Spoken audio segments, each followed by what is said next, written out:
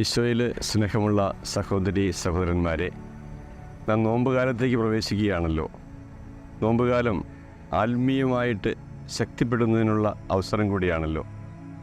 ഈ അവസരത്തിൽ നമുക്ക് ചെയ്യാൻ പറ്റുന്ന 2-3 കാര്യങ്ങളെ നിങ്ങളെ ഓർമ്മിപ്പിക്കാൻ ആഗ്രഹിക്കുകയാണ്.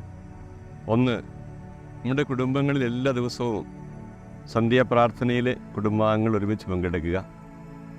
ദൈവവചനം ഒരധ്യായമെങ്കിലും ഒരു ദിവസം വായിക്കുക. കുടുംബ പ്രാർത്ഥനയോടൊപ്പം മത്തായിയുടെ സുവിശേഷം, അതിനുശേഷം മർക്കോസിൻ്റെ സുവിശേഷം, ഈ 2 സുവിശേഷങ്ങളും ഈ നോമ്പുകാലത്ത് വായിച്ചു തീർക്കുവാൻ നമുക്ക് സാധിക്കും. കൂടാതെ ദൈവ വചനത്തിൻ്റെ ശക്തി മനസ്സിലാക്കുവാനായിട്ട് വചനം പഠിക്കുവാനും മനഃപ്പാഠമാക്കുവാനും കുട്ടികളെ പ്രേരിപ്പിക്കുക. അതോടൊപ്പം തന്നെ നമ്മുടെ നോമ്പുകാലത്ത് പള്ളിയിൽ പോയി പ്രാർത്ഥിക്കുവാനായിട്ട്, വിശുദ്ധ കുർബാനയിൽ പങ്കെടുക്കുവാനായിട്ട് എല്ലാ ദിവസവും എല്ലാവർക്കും സാധിച്ചു വരികയില്ല. ഒരാളെങ്കിലും ഓരോ ദിവസവും കുടുംബത്തിൽ നിന്ന് പള്ളിയിൽ പോയി പ്രാർത്ഥിക്കുവാനായിട്ട്, കുർബാനയിൽ പങ്കെടുക്കുവാനായിട്ട് ശ്രദ്ധിക്കുമല്ലോ. അതോടൊപ്പം തന്നെ തീർത്ഥാടനത്തിൻ്റെ കാലം കൂടിയാണ്. നമ്മൾ തീർത്ഥാടന സ്ഥലങ്ങളിലേക്ക് തീർത്ഥാടനം നടത്തുമ്പോൾ തീർച്ചയായിട്ടും വലിയ ദൈവാനുഗ്രഹം ലഭിക്കുന്ന അവസരമായി തീരും. അതോടൊപ്പം തന്നെ നമ്മൾ ഈ ഡിജിറ്റൽ നോമ്പ് എന്നുള്ളത് കഴിഞ്ഞ വർഷം ഞാൻ പറഞ്ഞിരുന്നതാണ്. എല്ലാ ദിവസവും നമുക്ക് സാധിക്കില്ല. പ്രത്യേകിച്ച് വെള്ളിയാഴ്ച ദിവസങ്ങളിൽ ഡിജിറ്റൽ നോമ്പ് ആചരിക്കുവാൻ സാധിക്കുമെങ്കിൽ നല്ല കാര്യമാണ്. ഡിജിറ്റൽ നോമ്പിനോടൊപ്പം നമുക്ക് ചെയ്യാവുന്നൊരു കാര്യമുണ്ട്.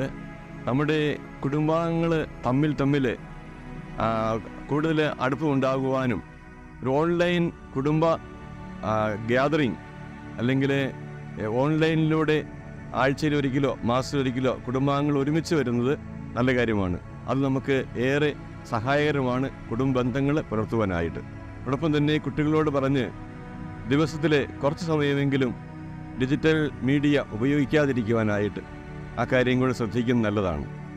അതോടൊപ്പം തന്നെ നമ്മൾ പാവപ്പെട്ടവർ, ബുദ്ധിമുട്ടുന്നവർ, ആരുമില്ലാത്ത കെയർ ഹോംസ് നമ്മുടെ ഈ രൂപതകളിൽ പല സ്ഥലത്തുമുണ്ട്. അവിടേക്ക് പോയി അവരെ സഹായിക്കുവാനും അവർക്ക് വേണ്ടി പ്രാർത്ഥിക്കുവാനും അവരോടൊപ്പം ആയിരിക്കുവാനും സാധിക്കുന്നത് ഏറെ നല്ലതാണ്. ഇങ്ങനെ ഈ കാലഘട്ടം പ്രാർത്ഥനയുടെയും പരിത്യാഗത്തിൻ്റെയും ആത്മീയ ഉണർവിൻ്റെയും അവസരമായി തീരട്ടെ എന്ന് ആശംസിക്കുന്നു, പ്രാർത്ഥിക്കുന്നു. ദൈവം നിങ്ങളെ സമൃദ്ധമായി അനുഗ്രഹിക്കട്ടെ.